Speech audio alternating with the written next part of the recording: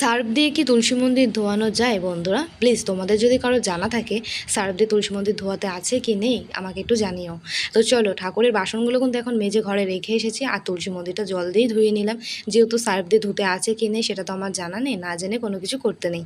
তো যাই হোক, এখন আমি বসে পড়েছি নারকেলের ছোবড়াগুলো কাটার জন্য।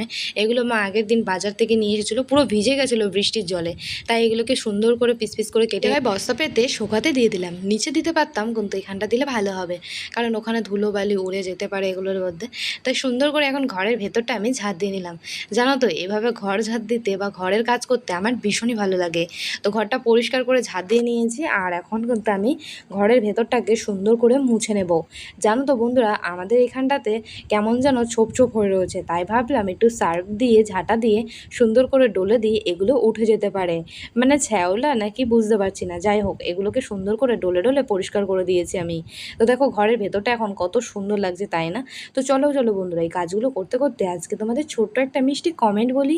দিদি তুমি কয় বেলা ভোগ দাও? আমি গোপাল সোনাকে 3 বেলা ভোগ দিই। রাধে রাধে। আমাকে এত সুন্দর একটা কমেন্ট করার জন্য থ্যাংক ইউ। তো চলো তাড়াতাড়ি করে এখন ঘরের ভেতরগুলো আমি ঝাঁট দিয়ে পরিষ্কার করে নেব। তো বন্ধুরা, আমি ততক্ষণ এই কাজগুলো করতে থাকি, তোমরা ঝটপট কমেন্ট করে বলে ফেলো তো তোমাদের সুন্দর সুন্দর নামগুলো আমাকে।